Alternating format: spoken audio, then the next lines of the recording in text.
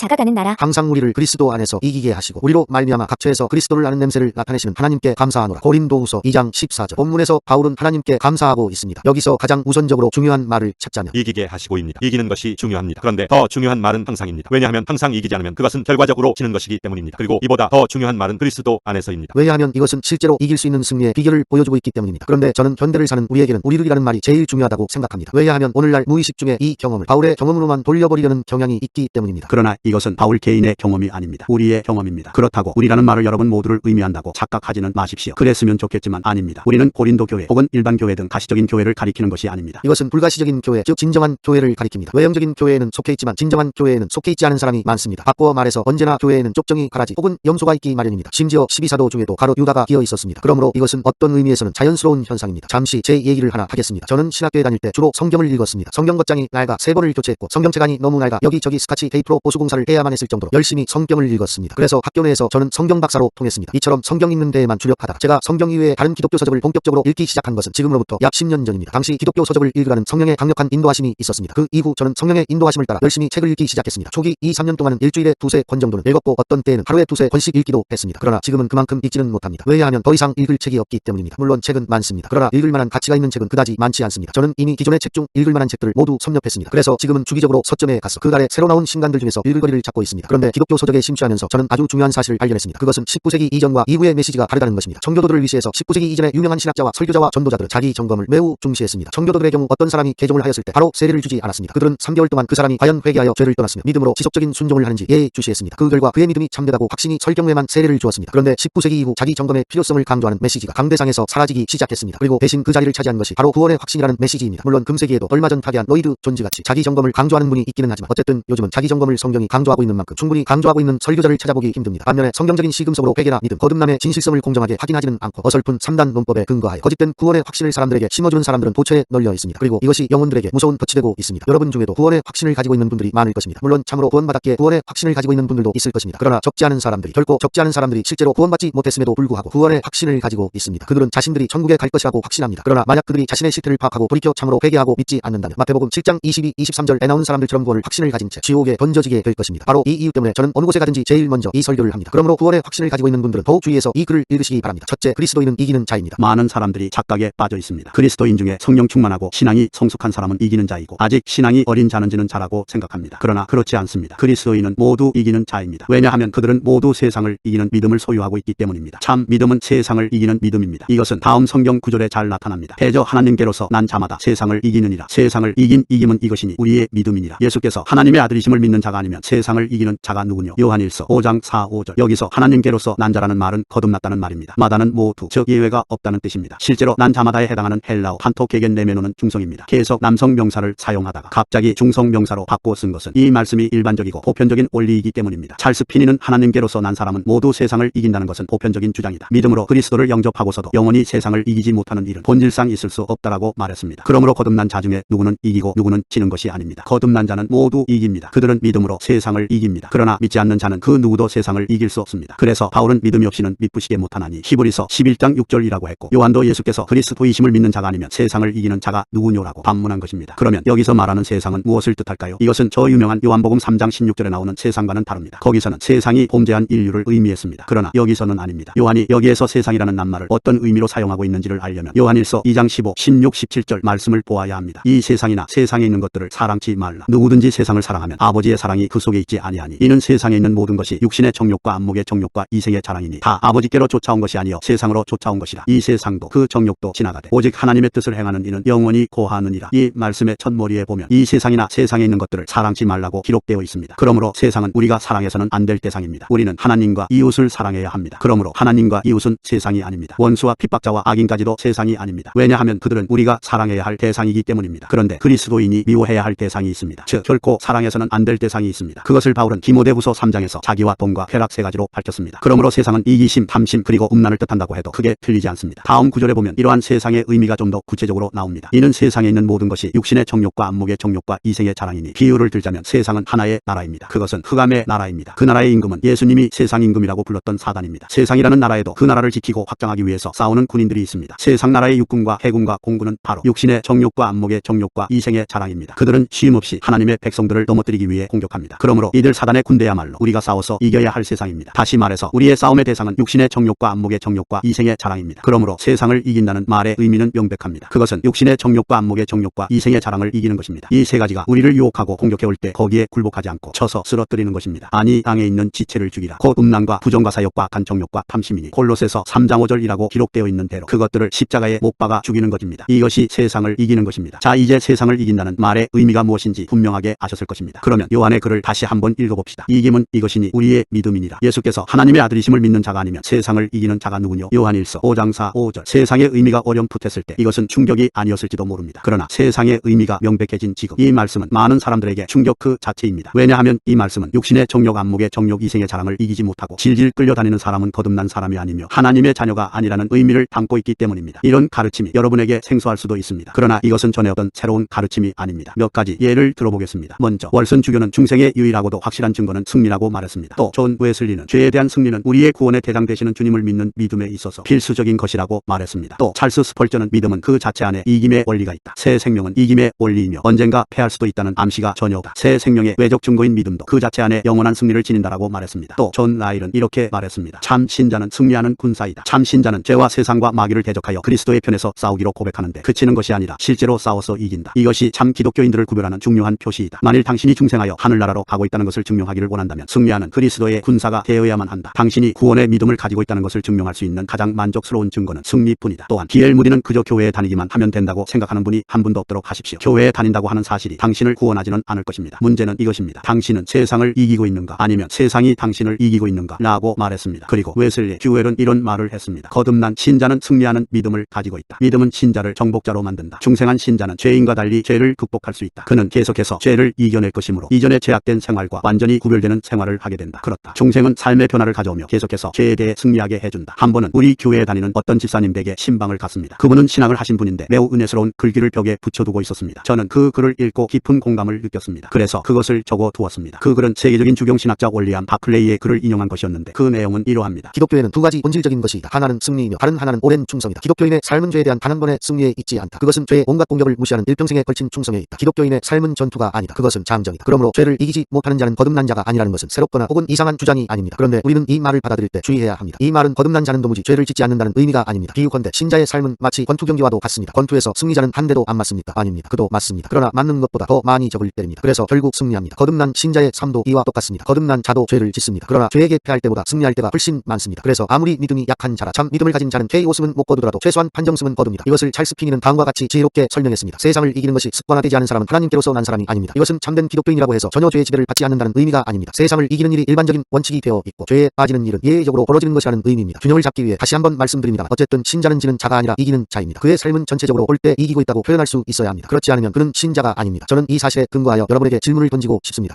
여러분은 이기는 자입니까? 죄와의 싸움에서 KO승은 못 거두더라도 판정승은 거두고 있습니까? 만일 여러분이 이 질문에 예라고 대답할 수 있다면 여러분은 그리스도인입니다. 그러므로 자신의 구원을 확신해도 좋습니다. 그러나 예라고 대답할 수 없다면 미안하지만 그런 사람은 그리스도인이 아닙니다. 왜냐하면 하나님의 말씀은 그리스도인을 이기는 자라고 묘사하고 있기 때문입니다. 둘째, 이기는 자에게는 약속이 있습니다. 몇 해 전 추석 때 처형 부부를 만났습니다. 처형 부부는 울산에서 살다가 대구로 이사를 해서 한동안 교회를 정하지 못하다가 편지 때문에 교회를 정하게 되었다고 합니다. 지금은 울산에서 사는데 당시 처형이 다니는 교회의 목사님은 조승희 목사님이라고 목사님 월요일에는 편지를 쓰세요라는 책을 쓰신 분입니다. 그 교회는 목사님의 계속적인 편지 때문에 부흥된 특이한 교회입니다. 처형 부부는 자기 교회를 소개하면서 변 목사님도 편지를 써보세요라고 보냈습니다. 그 말을 듣고 저는 야 그것 참 그럴싸하다라고 생각했습니다. 왜냐하면 기독교만큼 편지를 통해 큰 역사를 이룬 종교는 없기 때문입니다. 알다시피 신약 성경의 3분의 2 이상이 편지입니다. 바울의 저서는 모두 편지입니다. 바울은 책을 쓰지 않았습니다. 편지만 썼습니다. 베드로, 야고보, 요한, 유다 모두 편지를 썼습니다. 로마서에서 요한계시록까지가 모두 편지입니다. 그뿐만이 아닙니다. 우리 주 예수님도 편지를 쓰셨습니다. 어떤 분은 예수님이 쓰신 글이 가늠하다가 잡혀온 여자를 위해 한 번은 십계명, 한 번은 각 사람의 제목 등 두 차례 땅에 글을 쓰신 것밖에는 없는 줄로 압니다. 그러나 그렇지 않습니다. 예수님은 모두 7통의 편지를 쓰셨습니다. 그런데 예수님은 생모인 마리아나 의부인 요셉 혹은 4명의 형제들에게 쓰지 않으셨습니다. 모두 교회에 쓰셨습니다. 왜냐하면 교회는 예수님의 신부이고 예수님의 마음은 온통 교회가 있기 때문입니다. 예수님의 편지는 요한계시록 2~3장에 기록되어 있습니다. 그중 저는 에베소 교회와 서머나 교회에 보낸 주님의 편지를 여러분과 함께 보고 싶습니다. 에베소에 있는 예수님의 신부들에게 보낸 편지를 보면 살벌합니다. 연애 편지 같지가 않습니다. 왜냐하면 에베소에 있는 예수님의 신부들이 처음 사랑을 잃어버리고 변심했기 때문입니다. 그러나 서머나에 있는 신부들에게 보낸 주님의 편지는 연애 편지답습니다. 따뜻한 정과 사랑이 느껴집니다. 왜냐하면 서머나 교회는 많은 어려움을 당하고 있었기 때문입니다. 만일 오늘날 예수님이 여러분의 교회에 편지를 쓰신다면 어떤 편지를 쓰실까요? 살벌한 편지일까요? 아니면 따뜻한 편지일까요? 따뜻한 편지를 받을 수 있는 교회가 되시길 바랍니다. 우리가 예수님의 편지를 입노라면 7교회 모두에게 공통적으로 하신 두 가지 특색 있는 말씀을 발견하게 됩니다. 하나는 귀 있는 자들은 성령이 교회들에게 하시는 말씀을 들을지어다. 요한계시록 2장 7절이라는 말씀입니다. 물론 이 말씀은 앞에 앞에 나오는 칭찬이나 책망 혹은 권면의 말씀을 잘 들으라는 말도 됩니다. 그러나 제게는 이제 아주 중대한 선언을 할 테니 그 말을 잘 듣고 명심하라는 말로 느껴집니다. 즉 중대 발표를 하기 전에 사람들의 주의를 집중시키고 사람들의 마음을 준비시키는 말씀처럼 보여집니다. 또 하나는 그 뒤를 이어 나오는 중대 발표 자체인데 이기는 자들에 대한 약속입니다. 저는 이 약속에 관하여 교회가 오해하고 있다고 생각합니다. 이 시대는 오해하는 시대입니다. 마치 사두개인들이 성경도 하나님의 능력도 알지 못하여 부활에 관해 오해했듯이 오늘날 사람들은 복음 진리에 관하여 너무도 많은 오해의 편견을 가지고 있습니다. 이기는 자들에게 주어진 약속도 그 중에 하나입니다. 많은 사람들이 이 약속의 내용을 천국이 아니라 상급으로 오해합니다. 아마 이기는 자라는 용어가 풍기는 뉘앙스 때문인 것 같습니다. 그러나 여기서 주님께서 약속하고 계신 것은 상급이 아니라 천국입니다. 그런가 안 그런가 계시록 2장을 펴봅시다. 귀 있는 자는 성령이 교회들에게 하시는 말씀을 들을지어다. 이기는 그에게는 내가 하나님의 낙원에 있는 생명나무의 과실을 주어 먹게 하리라. 예수님은 에베소 교회에 이기는 자들에게 하나님의 낙원에 있는 생명나무 과실을 주어 먹게 하겠다고 약속하셨습니다. 아마 이 말씀과 정확히 반대되는 말씀은 요한계시록 22장 19절 말씀일 것입니다. 만일 누구든지 이 책의 예언의 말씀에서 제하여 버리면 하나님이 이 책에 기록된 생명나무와 및 거룩한 성에 참여함을 제하여 버리시리라. 그러므로 이것은 상급에 대한 약속이 아닙니다. 천국, 즉 구원 자체에 대한 말씀입니다. 귀 있는 자는 성령이 교회들에게 하시는 말씀을 들을지어다. 이기는 자는 둘째 사망의 해를 받지 아니하리라. 이 말씀은 더욱 분명합니다. 여러분, 둘째 사망이 무엇을 뜻하는지 아십니까? 이것은 둘째 사망 곧 불못이라. 누구든지 생명책에 기록되지 못한 자는 불못에 던지우더라. 요한계시록 20장 14, 15절. 그러나 두려워하는 자들과 믿지 아니하는 자들과 흉악한 자들과 살인자들과 해눔자들과 술객들과 우상 숭배자들과 모든 거짓 말하는 자들은 불과 유황으로 타는 못에 참여하리니 이것이 둘째 사망이라. 요한계시록 21장 8절. 그러므로 놀랍게도 서머나 교회에 이기는 자들에게 하신 약속은 단지 지옥에 가지 않게 해주시겠다는 것입니다. 이것은 상급에 대한 약속이 아닙니다. 구원에 대한 약속입니다. 우리는 이것으로부터 매우 중요한 진리를 끌어낼 수 있습니다. 그것은 교회에 다니는 모든 사람이 천국에 가는 것은 아니라는 것입니다. 예수님은 세상 단체에 편지를 쓰시지 않았습니다. 분명히 에베소 교회에 편지를 쓰셨습니다. 그러나 에베소 교회 신자 전체에게 약속하시지 않고 오직 이기는 자들에게만 하나님의 낙원에 있는 생명나무의 과실을 약속하셨습니다. 그러므로 이기는 자만이 낙원에 들어갑니다. 이기는 자들만이 생명나무 과실을 따먹습니다. 그 결과 이기는 자들만이 영생합니다. 서머나 교회 역시 마찬가지입니다. 예수님은 서머나 교회 전체에게 둘째 사망인 지옥에서 구해주실 것이라고 약속하지 않으셨습니다. 오직 이기는 자에게만 이 복된 약속을 하셨습니다. 그러므로 이기는 자는 지옥에 던져지지 않습니다. 그들은 천국에 갑니다. 그러나 이기지 못한 자들은 정령 지옥에 던져집니다. 그들은 멸망당합니다. 왜냐하면 그들은 참으로 거듭난 자들이 아니거나 거듭났더라도 타락한 자들이기 때문입니다. 이 시간 저는 주님께서 여러분의 교회에 편지를 쓰시는 모습을 마음속으로 그려봅니다. 물론 그 편지의 내용을 낱낱이 알 수는 없습니다. 하지만 대략은 알 수 있을 것 같습니다. 먼저 주님은 멋들어지고 심오한 영적 표현으로 자신을 소개하실 것입니다. 그리고 주님은 먼저 칭찬거리를 찾아 칭찬하시고 그 후에 책망할 것은 책망하시고 종합적인 권면의 말씀을 하실 것입니다. 마지막으로 예수님은 장엄한 표정으로 이렇게 쓰실 것입니다. 귀 있는 자는 성령이 교회들에게 하시는 말씀을 들을지어다. 연이어 그분은 여러분이 다니고 있는 교회의 전체 신자가 아니라 오직 이기는 자들에게만 당신의 나라를 약속해 주실 것입니다. 그러므로 여러분이 현재 출석하고 있는 교회의 교인이 된 것으로 만족하지 마십시오. 이기는 자가 되기까지는 결코 만족하지 마십시오. 그래야만 지옥 형벌을 면하고 천국을 기업으로 받을 수 있습니다. 셋째, 천국은 이기는 자만이 들어갈 수 있습니다. 계시록 21장을 찾아서 펼쳐보십시오. 그리고 1절에서 5절까지를 읽어보십시오. 또 내가 새 하늘과 새 땅을 보니 처음 하늘과 처음 땅이 없어졌고 바다도 다시 있지 않더라. 또 내가 봄의 거룩한 성새 예루살렘이 하나님께로부터 하늘에서 내려오니 그 예비한 것이 신부가 남편을 위하여 단장한 것 같더라. 내가 들으니 보좌에서 큰 음성이 나서 가로되 보라 하나님의 장막이 사람들과 함께 있음에 하나님이 저희와 함께 거하시리니 저희 하나님은 친히 저희와 함께 계셔서 모든 눈물을 그 눈에서 씻기심에 다시 사망이 오고 애통하는 것이나 곡하는 것이나 아픈 것이 다시 있지 아니하리니 처음 것들이 다 지나갔음이러라. 보좌에 앉으신 이가 가라사대 보라 내가 만물을 새롭게 하노라 하시고 또 가라사대 이 말은 신실하고 참되니 기록하라 하시고 이제 1절에서 5절 말씀을 두 글자로 줄여보십시오. 이것을 두 글자로 줄이면 뭐가 되지요? 천국입니다. 여기서 요한은 천국을 묘사하고 있습니다. 그 다음 6, 7절에 보면 누가 이 복된 나라를 기업으로 얻게 될지가 기록되어 있습니다. 여러분 생각에는 누구일 것 같습니까? 각자 속으로 대답해 보십시오. 그리고 여러분의 생각을 확인해 보십시오. 또 내게 말씀하시되 이루었도다. 나는 알파와 오메가여 처음과 나중이라. 내가 생명수 생물로 목마른 자에게 값없이 주리니 이기는 자는 이것들을 유업으로 얻으리라. 나는 저희 하나님이 되고 그는 내 아들이 되리라. 이와 같이 천국에는 이미 예수님께서 계시록 2-3장에서 교회들에게 약속하신 대로 오직 이기는 자들만 들어갑니다. 그럼 지옥에는 어떤 사람들이 가게 될까요? 8절에 보면 어떤 사람들이 지옥에 던져지게 될 것인지 그 명단이 기록되어 있습니다. 아직 성경을 보지 마십시오. 성경을 보지 말고 대답해 보십시오. 8절에는 지옥에 가게 되는 8종류의 사람들이 기록되어 있습니다. 여러분은 그 첫째 부류가 어떤 사람들일 것 같습니까? 아마 대다수의 사람들이 믿지 않는 자, 우상 숭배자 혹은 이 단자를 떠올릴 것 같습니다. 그러나 틀렸습니다. 믿지 않는 자는 두 번째 나오고 우상 숭배자는 7번째, 그리고 이단자들은 맨 마지막에 모든 거짓말하는 자들이라는 말 속에 포함되어 나옵니다. 뜻밖에도 지옥에 가는 사람의 첫 번째 부류는 두려워하는 자들입니다. 그러면 두려워하는 자들은 구체적으로 누구일까요? 한때 한명회라는 월화 드라마가 방영되었었는데 전국적으로 큰 인기를 끌었습니다. 거기에 보면 한명회가 심사숙고 끝에 생살부라는 것을 만듭니다. 생살부에 처음 나오는 이름은 당시 좌의정이었던 백두산대오 김종서 대감입니다. 수양대군이 첫 장을 읽으면서 고개를 끄덕입니다. 죽어 마땅하다는 뜻이지요. 그 다음에는 영의정의 이름이 나오고 다음 장을 넘기는 순간 수양대군이 깜짝 놀라면서 안색이 변합니다. 왜냐하면 거기에는 자기의 동생인 안평대군이 기록되어 있었기 때문입니다. 저는 계시록 21장 8절이 하나님의 생살부라고 생각합니다. 하나님의 생살부에 믿지 아니하는 자, 모든 거짓말하는 자들이 나올 때 그리스도인들은 고개를 끄덕입니다. 그들의 멸망이 당연하다고 생각합니다. 그런데 만일 그리스도인들이 그 의미하는 바를 정확하게 이해한다면 깜짝 놀라서 얼굴빛이 변할 대목이 있습니다. 바로 두려워하는 자들이 그것입니다. 왜냐하면 그들은 우리와 한 교회에 다녔고 우리가 형제와 자매라고 불렀던 자들이기 때문입니다. 어떤 사람은 도대체 무슨 근거로 그렇게 말씀하십니까? 라고 물을지 모르겠습니다. 그 근거는 이렇습니다. 믿지 않는 자들, 우상 숭배자들, 그리고 흉악한 죄인들은 하나님의 심판을 두려워하지 않습니다. 왜냐하면 그들은 그런 것이 있다고 믿지 않기 때문입니다. 물론 앞으로 그들이 심판대에 서게 되면 그들의 마음은 녹을 것이고 두려움으로 이와 무릎이 서로 부딪히는 소리가 날 정도로 떨게 될 것입니다. 두려움으로 제정신이 아닐 것입니다. 그러나 8절에 나오는 믿지 않는 자들이 심판대에서 믿지 않는다는 것입니까? 우상 숭배자들이나 흉악한 자들이 심판대에서 우상을 숭배하고 악한 일을 저지른다는 것입니까? 아닙니다. 바로 이 세상에서 살고 있는 현재 그런 일을 저지르고 있는 것입니다. 그러므로 두려워하는 자들 역시 심판대가 아닌 이 세상에서 지금 두려워하는 자들을 가리킨다고 보아야 옳습니다. 그들은 현재 두려워하는 자들입니다. 그러면 그들은 왜 두려워할까요? 그 이유는 두 가지입니다. 먼저 이상하게 들리겠지만 믿기 때문입니다. 내가 하나님은 한 분이신 줄을 믿느냐? 잘하는 도다. 귀신들도 믿고 떠느니라. 야고보서 2장 19절. 여기에 보면 귀신들도 믿는다고 나와 있습니다. 그들에게 속아서 어리석게도 하나님은 없다고 확신하고 있는 불신자들의 생각처럼 하나님이 없다면 얼마나 좋겠습니까? 그러나 하나님은 계시고 그들은 그것을 합니다. 그들은 타락하기 전 하나님을 섬기던 천사들이었습니다. 그들은 하나님을 직접 배우고 그분을 섬겼습니다. 그러므로 그들은 하나님의 존재를 안 믿으려 해도 안 믿을 수가 없습니다. 또 그들은 성경이 진리라는 것을 압니다. 그들은 타락한 이후 오늘에 이르기까지 계속 생존해왔고 성경에 나오는 각종 사건들을 직접 목격했습니다. 그러므로 그들은 성경이 거짓이 아니라는 것을 압니다. 또한 그들은 예수님이 메시아라는 것을 압니다. 그래서 그들이 장악한 사람 앞에 예수님이 나타나셨을 때마다 우리는 당신이 누구인 줄 아오니 하나님의 거룩한 자녀이다라고 말했고 오늘날도 시기심 때문에 사람들로 하여금 예수님을 못 믿게 하려고 역사하고 있는 것입니다. 그리고 그들은 심판이고 천국과 지옥이 있다는 것을 압니다. 그래서 그들은 예수님 앞에 두려워 떨며 아직 때가 이르지 않았는데 우리를 멸하려고 오셨습니까? 라고 말했던 것입니다. 더구나 천국은 그들이 살던 곳이고 지옥은 그들의 동료들이 있는 곳입니다. 그러므로 그들은 천국과 지옥을 믿지 않으려 해도 믿지 않을 수가 없습니다. 귀신들은 이 모든 것을 다 믿습니다. 자, 이제 아주 중요한 것을 말씀드리겠습니다. 오늘날 많은 사람들이 나는 하나님이 유일하고 참된 신인 것을 믿는다. 나는 성경이 절대 무오한 진리임을 믿는다. 나는 예수님만이 유일한 구원자임을 믿는다. 나는 하나님의 심판과 천국과 지옥이 있음을 믿는다. 그러므로 나는 믿는 자이며 구원받은 자이다. 나는 천국에 갈 것이다 라고 생각하고 있습니다. 그런데 중요한 사실은 이런 믿음은 귀신들도 가지고 있다는 것입니다. 그러므로 이런 믿음으로는 천국에 가지 못합니다. 만일 이런 사람들이 천국에 간다면 귀신들도 천국에 가게 될 것입니다. 그러므로 절대로 이런 믿음으로는 천국에 갈 수 없습니다. 사랑하는 여러분, 성경이 귀신들도 믿는다고 말한 것은 결코 거짓이 아닙니다. 그러나 그 믿음이 귀신들에게 평안을 주지 못합니다. 오히려 그들은 믿기 때문에 안절부절하고 두려워하고 떱니다. 그런데 오늘날 그리스도인들 중에도 이와 똑같은 사람들이 있습니다. 차라리 안 믿어지면 속이나 편하겠는데 믿어집니다. 하나님이 계신 것도 성경이 진리라는 것도 예수님이 메시아라는 것도 심판과 내세가 있다는 것도 100% 확고하게 믿어집니다. 그런데 죄를 끊을 수가 없습니다. 안 되는 줄 알면서 죄에게 끌려다니고 죄에게 종노릇합니다. 그래서 죽음을 생각하면 두렵고 재림을 생각하면 두렵고 지옥을 생각해도 두렵습니다. 이런 사람은 양자의 영을 받은 사람이 아닙니다. 무서워하는 종의 영을 받은 사람입니다. 이런 사람들은 아직 율법 아래 있는 사람이며 은혜 아래 있는 사람이 아닙니다. 이들은 주께서 한 율법사에게 말씀하신 바와 같이 천국에서 멀지 않은 사람입니다. 그러나 천국 백성은 아닙니다. 그들은 불행히도 히브리서 기자가 경계한 대로 안식에 들어갈 약속이 남아있을지라도 그 안식에 미치지 못하는 자입니다. 그러므로 만일 그 상태로 죽는다면 지옥에 갑니다. 다음으로 두려워하는 자들이 두려워하는 또 하나의 이유는 믿음은 있지만 사랑이 없기 때문입니다. 그들에게는 사변적인 믿음은 있으나 사랑으로서 역사하는 믿음이 없습니다. 우리를 구원하는 유일한 믿음은 사랑으로서 역사하는 믿음입니다. 그런데 이들의 믿음은 사랑으로서 역사하지 않습니다. 만약 그들에게 사랑이 있었다면 두려워하는 자가 되지 않았을 것입니다. 왜냐하면 요한이 증거한 대로 사랑 안에 두려움이 오고 온전한 사랑에 두려움을 내어쫓기 때문입니다. 만약 그들에게 진정한 사랑이 있었다면 그들은 오히려 기뻐하고 즐거워했을 것입니다. 이것은 사도 베드로의 글에 잘 나타납니다. 예수를 너희가 보지 못하였으나 사랑하는도다. 이제도 보지 못하나 믿고 말할 수 없는 영광스러운 즐거움으로 기뻐하니 믿음에 걸고 곧 영혼의 구원을 받음이라. 베드로전서 1장 8, 9절 보십시오. 여기에 사변적인 믿음이 아니라 사랑으로서 역사하는 믿음을 가진 사람이 있습니다. 그들은 두려워하지 않습니다. 즐거워하고 기뻐합니다. 그러므로 우리의 거짓 형제들이 두려워하는 이유는 바로 그들의 믿음이 사변적인 믿음에 불과하고 사랑으로서 역사하는 믿음이 아니기 때문입니다. 이제 한 가지만 더 지적하고 결론을 말씀드리겠습니다. 두려워하는 자들은 지옥에 갑니다. 그런데 단지 지옥에 갈 뿐 아니라 가장 무서운 지옥에 떨어집니다. 왜냐하면 예수님께서 알고도 행치 않는 자는 더 많이 맞을 것이라고 경고하셨기 때문입니다. 8절에 나오는 사람 중 알고도 행치 않은 사람, 알고도 예비치 않은 사람은 이들뿐입니다. 다른 이들은 몰랐습니다. 몰라서 예비치 않았습니다. 그러나 이들은 알았습니다. 알면서도 행치 않았습니다. 그러므로 그들은 지옥에서 불신자와 우상 숭배자와 이단자들의 처지를 부러워하는 신세가 될 것입니다. 예수님께서 가버나움을 향해 가버나움아 내가 하늘에까지 높아지겠느냐? 음부에까지 낮아지리라. 내게서 행한 모든 권능을 소돔에서 행하였다면 그 성이 오늘날까지 있었으리라. 내가 너희에게 이르노니 심판날에 소돔 땅이 너보다 견디기 쉬우리라라고 말씀하신 것은 바로 이것을 염두에 두신 말씀입니다. 그러므로 그들이 두려워하는 것은 당연합니다. 그리고 그렇기 때문에 예수를 믿으려면 어중간하게 믿지 말고 철저하게 믿어야 하는 것입니다. 우리는 미지근하게 신앙생활을 해선 안 됩니다. 열성적이고 뜨거운 믿음의 소유자가 되어야 합니다. 결론을 말씀드리겠습니다. 저는 여러분께 세 가지를 말씀드렸습니다. 첫째, 그리스도인은 이기는 자다. 둘째, 이기는 자에게는 약속이 있다. 셋째, 천국은 이기는 자만 들어갈 수 있다. 그러므로 우리는 반드시 이기는 자가 되어야 합니다. 그러면 어떻게 해야 이기는 자가 될 수 있을까요? 이것은 결심과 노력만으로는 안 됩니다. 본문에서 바울은 그리스도 안에서라고 말했습니다. 또한 요한일서에서 요한은 믿는 자가 아니면 세상을 이기는 자가 누구냐라고 반문했습니다. 그러므로 예수님을 믿어야 이기는 자가 될 수 있습니다. 그런데 이상한 점이 있습니다. 그것은 우리 중 많은 사람이 믿지만 이김을 경험하지 못한다는 것입니다. 왜 그럴까요? 그것은 그 믿음이 성경적인 믿음이 아니기 때문입니다. 그럼 성경이 우리에게 요구하는 믿음은 구체적으로 어떤 것일까요? 인류가 타락했을 때 인간에게는 두 가지 문제가 생겼습니다. 하나는 죄책이고 다른 하나는 부패입니다. 죄를 범한 인간은 죄값을 지불해야 합니다. 또한 그는 타락의 산물인 내적 부패 때문에 죄의 포로가 됩니다. 이 때문에 하나님은 인류의 구원을 위해 예수님을 통해 두 가지로 역사하셨습니다. 하나님은 예수님을 하나님의 지혜와 하나님의 능력으로 이 세상에 보내셨습니다. 예수님은 하나님의 지혜로서 인류의 죄책 문제를 해결해 주셨는데 그 내막은 이렇습니다. 하나님은 사랑이심으로 인간을 구원하게 원하셨습니다. 그러나 동시에 하나님은 공의로운 분입니다. 그러므로 범죄한 인간을 심판해야만 합니다. 따라서 인류의 멸망은 필연적인 것이었습니다. 인류에게는 아무런 소망도 없어 보였습니다. 그런데 하나님의 지혜이신 예수님이 이 문제를 해결하셨습니다. 자신을 대속 제물로 드림으로 하나님의 공의를 것을 만족시킴과 동시에 하나님의 사랑을 실현하신 것입니다. 그러나 아직 한 가지 문제가 더 있습니다. 바로 부패입니다. 인간은 부패 때문에 수렁에 깊이 빠진 사람처럼 자력으로는 죄에서 헤어나올 수가 없습니다. 계속 죄의 지배를 받고 죄에게 끌려다닐 수밖에 없습니다. 그런데 예수님은 하나님의 능력으로 오셔서 이 문제를 해결하셨습니다. 예수님은 그 능력으로 우리를 죄의 지배에서 해방시켜서 자유케 하십니다. 이것이 곧 성경에서 말하는 구원입니다. 자, 이제 정리를 해봅시다. 인간은 하나님의 명령을 어기고 타락했습니다. 타락은 죄책과 부패 두 가지 문제를 발생시켰습니다. 구원은 이 두 가지 문제를 해결하는 것입니다. 그래서 예수님은 하나님의 지혜로서 죄책을 해결하고 하나님의 능력으로서 부패를 해결하여 인간을 죄에서 구원하기 위해 이 세상에 오셨습니다. 그런즉 우리가 구원을 경험하려면 어떻게 해야 하겠습니까? 우리는 구원자이신 예수님을 믿어야 합니다. 이제 예수님을 하나님의 지혜로만 믿지 말고 하나님의 능력으로 믿어야 합니다. 오늘날 교회 안에 대다수의 사람들이 예수님의 십자가 개속의 공로를 믿습니다. 이것은 예수님을 하나님의 지혜로 믿는 것입니다. 그런데 불행하게도 그중 상당수가 죄에서 해방시켜 자유케 하시는 하나님의 능력이신 예수 그리스도께 대한 믿음이 없습니다. 그래서 믿는다고 하면서도 계속 죄에게 질질 끌려다니며 소위 행함이 없는 죽은 믿음에 머물러 있습니다. 물론 그 결과는 멸망입니다. 여러분, 사람이 언제 달라지는지 아십니까? 말씀을 들으면 사람이 달라집니까? 기도를 많이 하면 사람이 달라집니까? 아닙니다. 단순히 말씀이나 기도로는 사람이 달라지지 않습니다. 한 영혼이 승리하는 그리스도인이 되는 정확한 순간은 말씀을 듣다가 혹은 기도를 하다가 예수 그리스도가 죄에서 구원하는 하나님의 능력임이 믿어질 때입니다. 이 사실이 단순히 머리로가 아니라 영으로 믿어질 때입니다. 그때 죄의 결박은 풀려지고 우리는 자유케 됩니다. 그러므로 이 시간 믿음에 주요 온전케 하시는 예수님을 바라보십시오. 죄의 세력만 인정하지 말고 그보다 뛰어난 예수 그리스도의 능력을 온 마음으로 믿고 의지하십시오. 그러면 누구나 승리하는 그리스도인이 될 수 있습니다. 12장 큰 구원. 그러므로 모든 들은 것을 우리가 더욱 간절히 삼갈지니 혹 흘러 떠내려갈까 염려하노라. 천사들로 하신 말씀이 견고하게 되어 모든 범죄함과 순종치 아니 함이 공변된 보응을